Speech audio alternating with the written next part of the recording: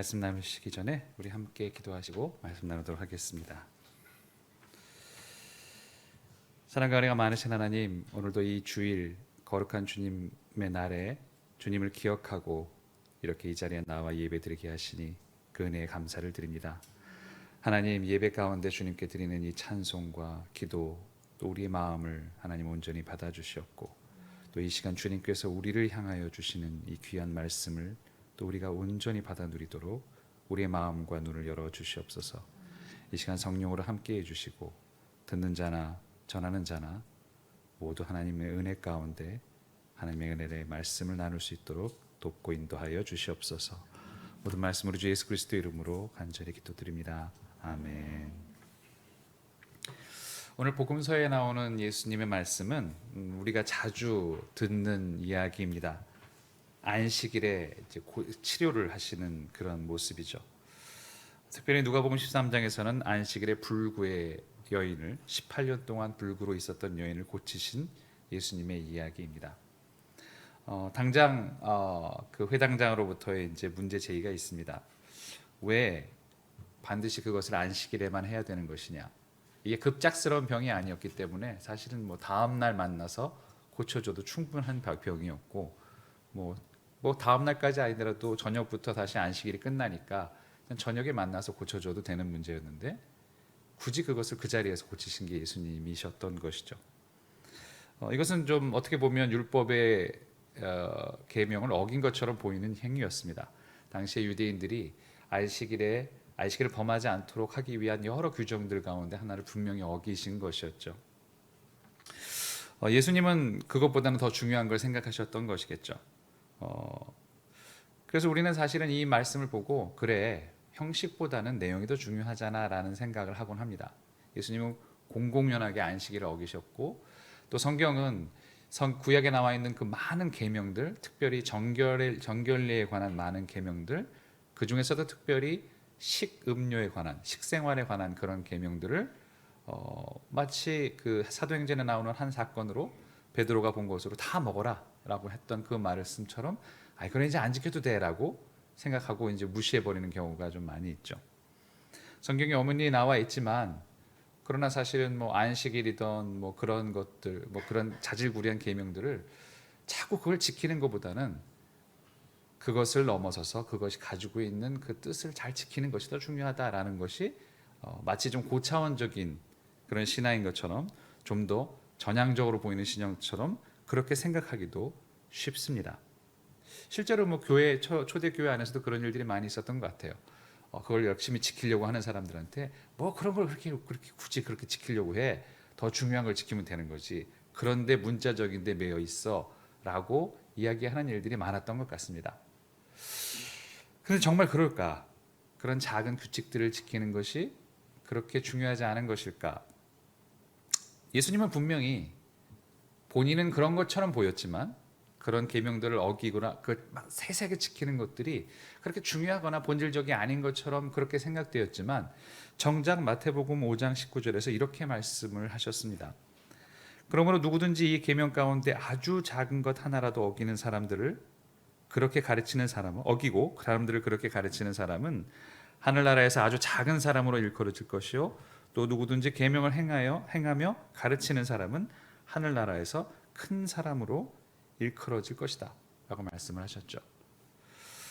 그러니까 사실은 예수님께서 말씀하셨던 것은 그런 세세한 자질구레한 그런 규칙들은 보다는, 그런 걸 지키는 것보다는 더 중요한 내면의 의미를 지켜야 돼 라고 말씀하신 것이 아니라, 안식일을 통해서도 그렇게 그 말씀하신 것이 아니라, 그런 안식일을 사실은 더 제대로 지켜야 한다는 말씀이셨죠. 그런 것들을 하지 말라는 이야기가 아니라, 그런 것들 안식일 계명 지키지 말라는 얘기가 아니라, 지킬 때 더 철저하게 지켜야 한다고 하신 말씀이 예수님의 말씀이셨습니다. 그러니까 예수님 방식은 사실 더 어려운 것이죠. 너희들은 그렇게 안식일 날 가서 뭐 규명을 지킨다고 하면서 그렇게 뭐 소나 양들은 물을 먹이고 하는 것도 따지고 보면 그것도 일이 아니냐, 왜 그건 아무렇게 생각하지는 않는 것이냐라고 말하면서 정작 형식과 내용에서 다 실패한 것들을 그렇게 질책하신 것이었죠. 그 예수님의 말씀들을 정말 따라서 안식일을 지키려면 더 어렵습니다. 우리가 주일 성수를 한다고 했었을 때도 그냥 교회만 나오면 되는 게 아니란 얘기죠. 무언가 문제가 있는 것들, 또 사탄의 세력과 끊임없이 싸워야 되고, 거기서 고치는 일들이 있어야 되고, 불의한 일들을 없애는 일들이 있어야 되는 것이 주일에, 주님의 날에 행해야 될 일이라는 것이라고 주님은 말씀하시는 것이죠.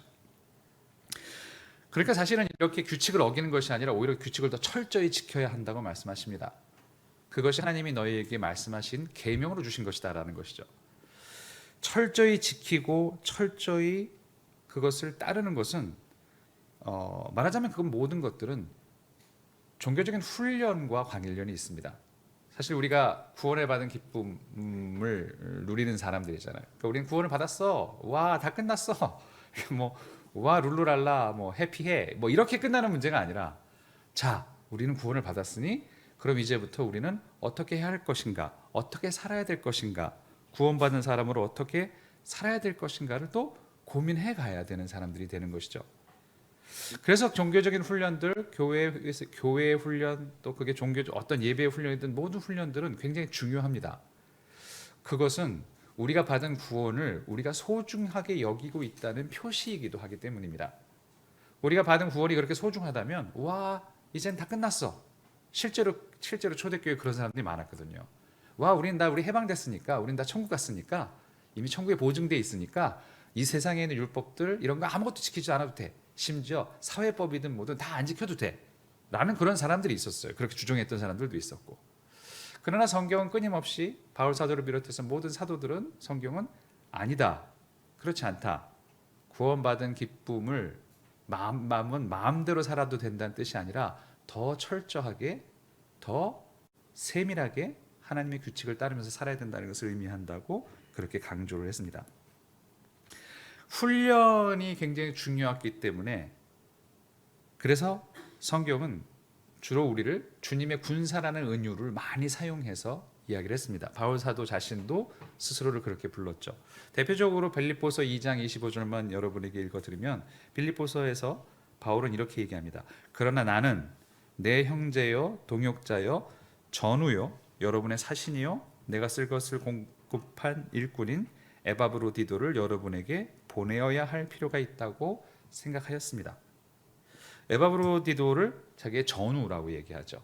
전우라는 표현이 이제 세번역은 그렇지만 예전에 있었던 우리 그 개역 성경에는 함께 군사된 자 이런 표현을 썼습니다.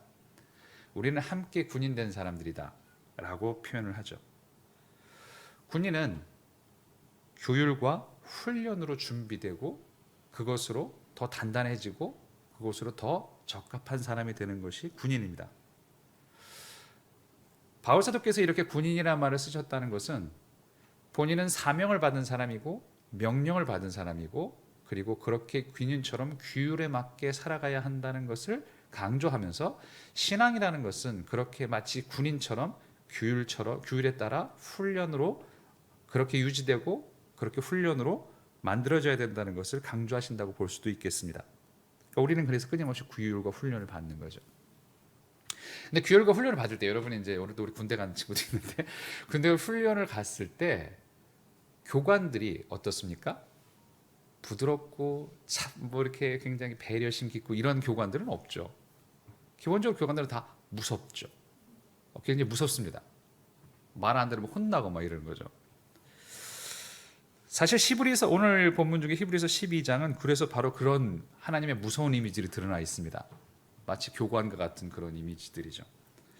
오늘 읽은 히브리서 가운데서 특별히 25절만 따로 빼서 이렇게 여러분에게 말씀드리면 거기에 보면 뭐라고 그러냐면 여러분은 말씀하시는 분을 거역하지 않도록 조심하십시오 라는 약간 무서운 그런 말씀들을 전해줍니다. 말씀하시는 분을 거역하지 않도록 조심해라. 그러면서 또 25절에서 계속 뭐라고 말씀하냐? 하나님은 어떤 분이냐? 하나님은 하늘로부터 경고하는 분이라는 말을 그렇게 얘기합니다. 경고하신다. 거역하지 마라. 그분의 말씀을. 그런 말씀을 주시죠. 그리고는 28절에 가서 더 이런 말씀도 합니다. 경건함과 두려움으로 하나님을 섬겨야 합니다라고 말을 하죠. 경건함과 두려움으로 하나님을 섬깁시다. 우리는 이미 하나님의 나라를 받았으니 감사를 드립시다. 우리 구원을 받았으니까 감사합시다. 와, 기쁩니다. 그렇지만 그러나 또 동시에 경건함과 두려움으로 하나님을 섬겨야 합니다라고 이야기를 합니다. 그리고 마지막 결론이 무엇입니까? 우리 하나님은 어떤 분이신가? 하나님은 태워 없으시는 불이십니다. 이렇게 말을 합니다. 하나님은 그렇게 뭐 이렇게 막 물렁물렁하고 말랑말랑하신 분이 아니라 우리를 경고하시고 우리에게 명령을 내리시고 사명을 주시고 거역해서는 안 되는 태워 없애시는 불이십니다라고 얘기를 하죠. 물론 우리는 이 하나님의 무서운 얼굴뿐만이 아니라 전혀 다른 모습도 잘 알고 있습니다. 그게 바로 시편에 나오는 모습들이죠. 오늘 읽은 시편의 모습들을 보면 103편에 보면 하나님이 얼마나 말랑말랑하고 이렇게 따뜻하시고 배려심 깊으신지에 대해서 너무 잘 말씀을 해주시고 있죠. 그냥 죄를 용서해 주시고 모든 병을 고쳐 주시고 생명을 파멸해서 속량해 주시고 사랑과 자비로 단장해서 주시고 평생 좋은 것으로 흡족하게 주시고 내 젊음을 독수리처럼 늘 새롭게 하시는 분이고 마지막에 보면 자비롭고 은혜로우시고 노하기를 더디하시고 사랑이 그지없다라고 아주 줄줄이 그냥 하나님 얼마나 말랑말랑하고 따뜻하신가 하는 것을 얘기를 하죠. 그러나 그럼에도 불구하고 그렇게 하나님은 그런 분이시다라고 얘기하지만 그러나 6절에서 시편의 기자는 이런 말을 놓치지 않습니다. 주님은 공의를 세우시고 억눌린 모든 사람의 권리를 보호해 주시는 분이십니다.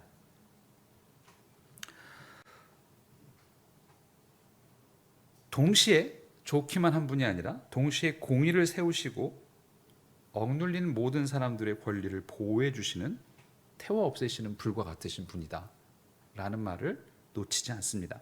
그리고 더 나아가서 7절에 보면 그 뜻을 모세에게 알려주셨고 이스라엘 자손에게 자신이 행했던 일이 무엇인가를 분명하게 알려주셨다라고 말씀을 합니다. 그것을 우리에게 적어서 알려주신 거죠. 나의 뜻은 이런 것이고 나의 행적은 이런 것이었다라고 적어서 알려주시는 것이죠. 여기는 사랑에 대한 것뿐만이 아니라 하나님께서 행하셨던 공의의 모습, 불의에 대해서 불의를 눈감아 보시지 못하는 모습들, 그 불같은 모습들도 다 담겨 있습니다.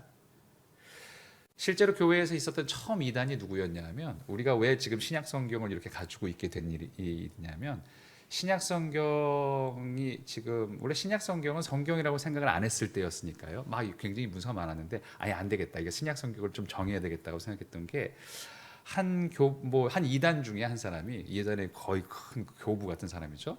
뭐라고 얘기했냐면 구약의 하나님은 무섭고 이러는 하나님은 우리 하나님이 아니다. 이렇게 얘기했던 거예요. 하나님은 사랑의 하나님이시니까 그 사랑의 하나님만 나온 것만 우리가 추려가지고 우리가 신약으로 삼아야 된다. 이렇게 주장했던 거예요. 그 사람이 주장했을 때 그렇게 주장을 했을 때 그래서 몇 개만 뺐냐면 복음서 중에서도 누가복음 이런 것만 빼가지고 하나님은 정말 이렇게 말랑말랑하고 사랑하고 이런 것만 나온 것만 자 요것만 우리 사게 큰 게 구약은 우리 필요 없어라고 얘기를 했어요. 근데 그런 이단이 생기는 바람에 그런 이단이 굉장히 영향을 미쳤기 때문에 이제 교회가 안 되겠다 이래가지고는 이게 문제가 생기겠다 싶어서 그때부터 우리가 신약 성경을 여기서부터 여기까지 정해야 되겠다. 라고 생각해서 정한 게 지금의 가지고 그리고 구약도 우리가 얼마나 중요하게 생각하는지를 반드시 분명히 얘기해야 되겠다라고 해서 신약과 구약을 합쳐서 정경으로 만들어진 그런 계기가 있었거든요. 그러니까 늘 그런 유혹이 있었어요. 교회 안에서는 하나님은 정말 따뜻하기만 하고 사랑하기만 하고 말랑말랑하게 하고 그런데 여전히 교회는 그때부터 지금까지 하나님은 무섭고 두렵고 불같은 분이라는 사실을 놓치지 않으려고 노력을 했습니다. 왜냐하면 그것은 우리에게 주시는 사명과 의무와 관련이 있기 때문이죠. 하나님 우리를 사랑하시긴 하지만 우리에게 또 사명을 주시는 분입니다. 그리고 사명자의 모습은 당연히 군인의 모습 같은 느낌이 있는 거죠. 뭔가 훈련을 받아야 되고 규율을 지키고 그렇게 사명을 완수해 가야 되는 모습들이 분명히 있는 것이죠. 그래서 성경은 끊임없이 그 두 모습을 놓치지 않으려고 노력을 해왔습니다. 여전히 우리의 습성상 우리는 그냥 이렇게 그냥 그런 훈련이나 규율보다는 이거보다는 더 중요한 뜻이 있잖아라고 생각하고 싶어 해요. 그런 거 별로 안 좋아하니까. 뭐 교회에서 있는 모든 일들, 뭐 교회 뭐 예배 규칙들, 뭐 아니면 교회 규칙들, 신앙 규칙들이 좀 귀찮아져요. 그러니까 뭐 이렇게 국외 새벽기도 나가는 게 뭐 이렇게 중요해? 마음으로 늘 그 마음을 가지고 있으면 되지라는 식인 거죠. 그게 너무 힘들고 귀찮고 하니까. 그러나 성경은 분명히 우리에게 이렇게 얘기하는 것처럼 들립니다. 너희들의 성정은 여전히 변하지 않았어. 너희들의 성정은 여전히 변하지 않았다면 너희들이 그것을 통해서 그 지금의 성정으로 하나님을 정말로 진실하게 만나고 예배드릴 수 있을 거라고 제발 착각하지 않았으면 좋겠어. 그건 규율이 필요하고 훈련이 필요한 거야. 그러니까 너희들의 성정을 너무 믿지 말고 그렇게 규율에 따라 맞춰 살면 그래도 조금은 더 하나님이 원하시는 모습에, 거룩한 모습에 따라 살 수 있을 거야 라고 말씀해 주시는 것처럼 들립니다. 사실 우리가 읽은 히브리서 12장 처음 시작할 때 우리 세 번역의 제목이 뭐냐면 주님의 훈련이라는 제목이에요.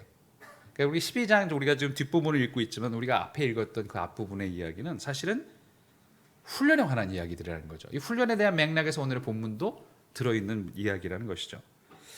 히브리서 12장 14절에는 이런 말씀이 있습니다. 모든 사람과 더불어 화평하게 지내고 거룩하게 살기를 힘쓰십시오. 거룩해지지 않고서는 아무도 주님을 뵙지 못할 것입니다. 거룩하게 살기를 힘쓰고 거룩해지는 것, 성화의 길을 걷는 것, 하늘 가는 사람들로서의 그 성화의 길을 걷는 것들은 모두 다 훈련과 관계된 것들입니다. 그리고 훈련에 필요한 것이 무엇일까? 여긴 반드시 의지가 필요합니다. 사실 오늘의 주제는 사실 여기다 떨어진다고 생각해요. 의지가 중요하죠. 의지란 도대체 뭘까? 의지라는 것은 뭘까라는 것에 대한 단초를 주는 것이 어쩌면 예레미야서의 이야기인 것 같습니다. 예레미야를 부르신 이야기죠. 예레미야 선지자를 부르셨는데 그때 하나님이 이렇게 딱 내가 너를 이렇게 예언자로 세웠다 딱 말씀하시니까 6절에서 예레미야가 이렇게 말씀을 합니다. 이렇게 말을 합니다. 아닙니다, 주 나의 하나님. 저는 말을 잘 할 줄 모릅니다. 저는 아직 너무나 어립니다. 두 가지 방식을 생각해 볼 수 있겠죠. 하나는 정말 자기를 그렇게 생각하는 거죠. 하나님, 정말 제가 마음을 하고 싶은데, 근데 진짜 제가 생각해봐도 객관적으로 저는 아닌 것 같습니다. 저보다 더 좋은 사람이 있을 것 같으니 그 사람을 세우는 게 더 낫겠습니다. 약간 근데 이런 거였을까? 아니면 그냥 싫은 거였을까? 그냥 싫은 거죠. 그거 하기 싫은 거지. 그거 하기가 어떤 거였을까요? 아마 두 후자가 아니었을까 싶습니다. 그냥 하기 싫은 거예요. 아닙니다, 주 하나님. 저는 말을 잘 할 줄 모릅니다. 저는 아직 너무나 어립니다. 이게 겸손이 아니라 하기 싫어서 이렇게 변명처럼 이렇게 늘어놓는 이야기 같이 들립니다. 그러니까 주님이 그렇게 말씀하셨겠죠. 너는 아직 너무나 어리다고 말하지 마라. 너 그렇게 말하지 마라. 내가 너를 보내는 거고, 내가 너가 준비됐다고 생각하니까 보내는 거지. 그래서 여러분들 교회에서 직분을 목사님이 드릴 때는 다 해야 됩니다. 제가 무슨 얘기냐면 저는 아직 자격이 안 돼서 자격이 안 될 것 같으면 맡기지도 않습니다. 그러니까 목사님이 여러분에게 뭔가를 부탁하시거나 뭐 이렇게 하라고 할 때는 할만 할 것 같으니까 맡기는 거지. 그게 망칠 걸 눈에 보이는데 일부러 시키고 그러지는 않아요. 목사님도 교회를 사랑하기 때문에 여러분들처럼 이게 안 될 사람한테 막 맡기고 그러진 않아요. 그럴 때니까 목사님 뭔가 이렇게 부탁하시고 맡기실 때는 정말 고민 끝에 정말 이게 맡기시는 거거든요. 그러니까 그럴 때는 여러분 저는 자격이 이렇게 예레미야처럼 이렇게 말씀하시지 마시고 그렇게 말이 떠오를 거예요, 마음속엔. 근데 그걸 그렇게 그때 생각을 하셔야 돼요. 이게 변명인가? 아니면 내가 그냥 정말 그렇게 생각하는 건가? 정말 그렇게 생각해도 이렇게 생각하셔야 됩니다. 내 판단이 틀렸을 수도 있다. 어쩌면 목사님이 나를 더 잘 보시는 걸 수도 있다. 어쩌면 목사님의 영적인 판단이 내 육적인 판단보다 더 앞설 수 있을 것이다. 그렇다면 일단 네, 감사합니다. 어떻게든 해보겠습니다. 라고 하는 게 훨씬 낫죠. 그게 여러분에게도 더 유익이 되고 교회에도 유익이 될 거라고 생각이 듭니다. 잘했죠?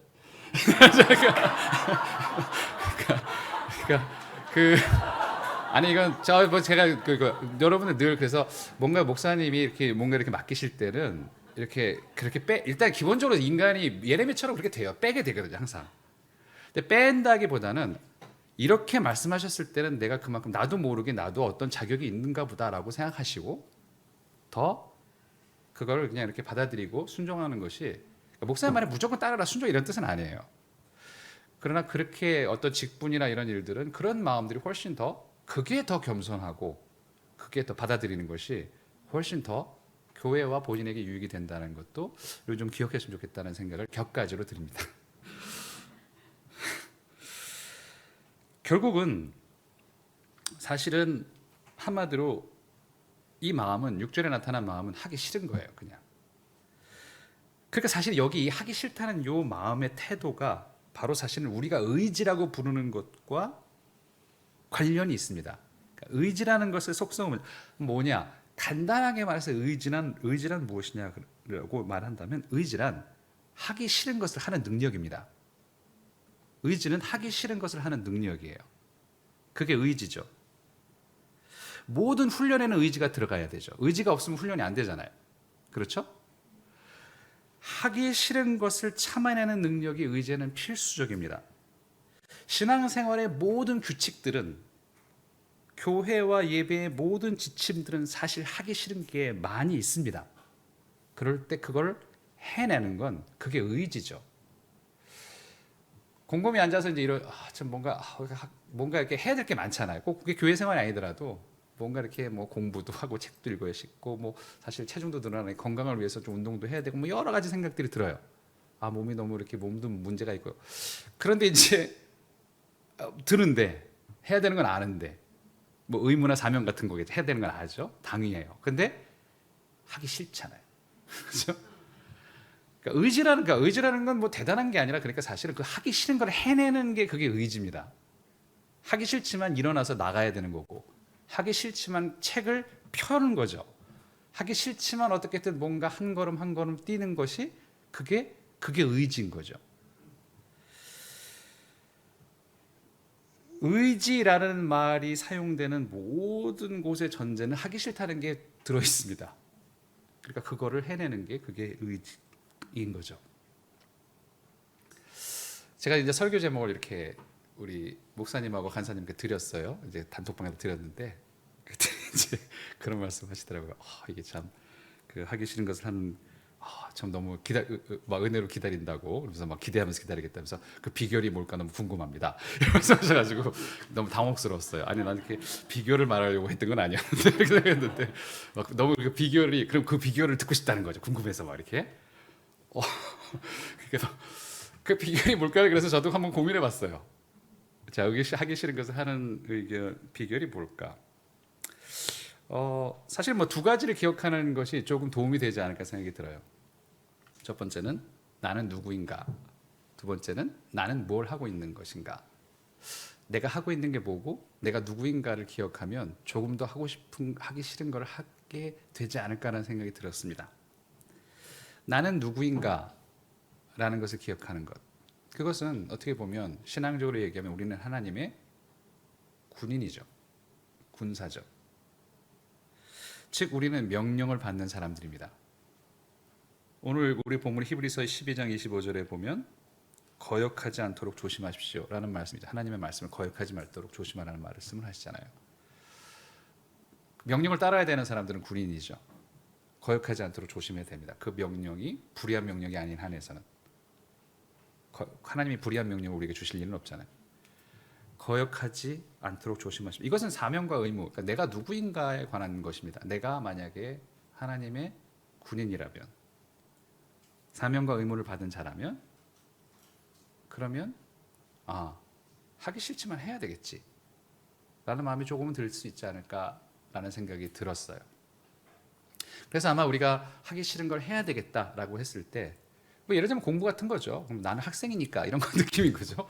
학생이니까 공부를 해야 되겠지. 뭐 이런 느낌인 거죠. 그런 게 아마 필요하지 않을까 생각이 들고 뭐 싫어도 뭐 애들 데리고 노는 거 싫지만 그래도 아빠인데 엄마인데 뭐 이런 거죠. 내가 누구냐? 그러니까 내가 누구냐라는 것은 내가 누구라는 것 자체가 이미 해야 되는 일들이 정해져 있는 거죠. 내가 선생님은 가르쳐야 되는 거고 내가 직장인이고 일을 하면 돈 받으면 일을 해야 되는 거고 싫어도 해야 되는 거죠. 가장 아마 그런 것이 어쩌면 우리가 하기 싫은 것을 할 때 그것을 기억해내는 것이 아마 첫 번째 좀 할 수 있도록 만들어주는 동인이 되지 않을까 생각해요. 두 번째는 아마 나는 뭘 하고 있는가에 관한 것 같아요. 나는 지금 뭘 하고 있지? 라고 했을 때 우리가 기억해야 되는 건 이런 것 같아요. 우리는 사랑하고 있지. 그래, 나는 사랑하고 있는 거지 지금. 하나님과 사랑을 하고 있는 거지. 라는 생각이 좀 도움을 되지 않을까 생각이 들어요. 내가 이렇게 많은 사랑을 받았지. 그리고 나는 이렇게 사랑을 주지라는 거죠. 예를 들자면 부모님 같은 경우라면 부모님이 이제 나이 드시면 이제 뒤치다거리가 하기가 좀 힘들잖아요. 저희 아내도 굉장히 그 때문에 힘들어하고 있는데 그래서 이렇게 뭐 그런 일들도 많. 근데 이제 그게 왜 그래도 그럼에도 불구하고 합니까? 내가 참 받은 사랑이 많지라는 생각 때문에 하는 거잖아요. 근데 그것만 또 아니잖아요. 내가 또 사랑하니까 하는 거잖아요. 뭐 받았기 때문에 준다, 기브 앤 테이크가 아니라 내가 참 많은 사랑을 받고 지금은 정신이 희미해서 잠깐만 말도 안 되는 그런 행동도 하시지만 그래도 어쨌든 내가 받은 사랑이 있고 나도 부모님 사랑하니까 라는 게 있는 거죠. 자식에 대한 것도 마찬가지죠. 정말 하기 싫지만 이게 저는 흔히 자식들로부터 사랑을 받는 거에 대해서 부모들이 좀 너무 생각을 못한다는 부분이 있는 것 같다는 생각이 들어요. 자식한테 많이 내가 해주는 것 같지만 자식이라는 것이든 아니면 자식이든 뭐든 간에 존재 자체로 나에게 주는 기쁨과 사랑이 있잖아요. 자녀들은 사실 반려생물 같은 거 느끼면 반려동물 같은 거 느끼시면 느끼 할 텐데 존재가 나한테 내가 막 사랑을 주는 것 같지만 사실 존재 자체가 나를 사랑해 주는 게 있는 거죠. 그 존재에서 내가 받는 사랑이 있는 거죠. 자녀들은 그런 존재라고 생각해요. 그 존재 자체가 나에게 주는 사랑이 있는 거죠. 그러니까 내가 아무리 거기 사랑을 부어봤자 쌤인 거지 내가 더 많은 플러스는 없는 거죠. 그래서 이렇게 내가 주는 사랑도 이미 받으면서 주고 있는 거지. 그러니까 이 사랑이라는 것은 항상 주고 받는 것이잖아요. 그러니까 그러면 하기 싫은 것도 하게 되는 거죠. 뒤치다가 똥 치는 것도 싫지만 그래도 어쨌든 처음이라 좋겠죠. 신기하고. 그러나 이제 한두 번 지나고 나면 싫지만 그래도 해체하는 것들은 나는 사랑하고 있으니까라는 것 때문에 하는 거잖아요. 사실 사랑이라는 것을 사랑으로 만드는 것도 감정이 아니라 의지입니다. 예를 들자면 부부의 서약이 가장 대표적인 예라고 생각이 들어요. 부부 서약할 때 이렇게 맹세를 하잖아요. 맹세를 할 때 보면 거기 나오는 구절들은 아플 때나 슬플 때나 병들 때나 죽음이 갈라놓을 때까지라고 했을 때 그 맹세를 하시잖아요. 여러분이 하나님 앞에서 이렇게 사람들 맹세를 하지 않습니까?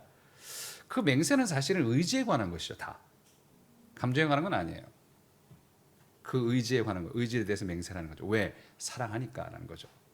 그러니까 사랑을 사랑으로 만드는 것은 감정이 아니라 의지입니다.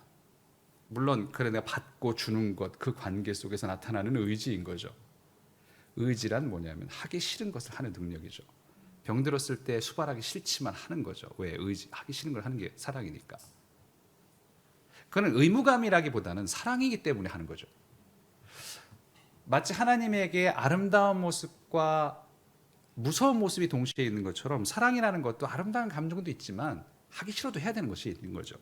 그 모든 것이 함께 아우러져서 그렇게 사랑이라는 모습을 만드는 것이죠.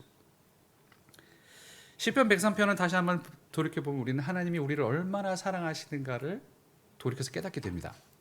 하나님은 정말 나를 이렇게까지나 해주시는 분이구나. 내가 이렇게까지 사랑을 받고 있구나. 그리고 나도 이렇게 사랑을 하고 있구나. 그렇다면 하기 싫어도 해야지 라는 게 담겨 있는 거죠. 어쩌면 그것이 비결이라면 비결이랄까? 그런 것 같아요. 나는 누구인가? 그리고 나는 지금 뭘 하고 있는 것인가? 그분과 뭘 하고 있는가를 기억한다면 우리가 조금 더 하기 싫은 것을 할 수 있는 그런 능력을 좀 더 갖게 되지 않을까?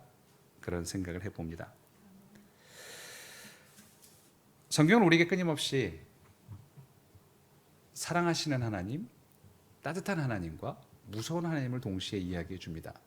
그러나 그 무서움은 정말 우리를 벌주고 때려서 가학적으로 그렇게 보이는 하나님의 모습을 주시는 게 아니라 어쩌면 우리를 훈련시키는 교관처럼, 훈련 조교처럼 우리를 좀 더 훈련시켜서 강하게 만드시고 우리로 하여금 더 하나님의 뜻을, 하나님의 거룩함을 세상에 전파하도록 만드시기 위한 하나님의 사랑이시겠죠.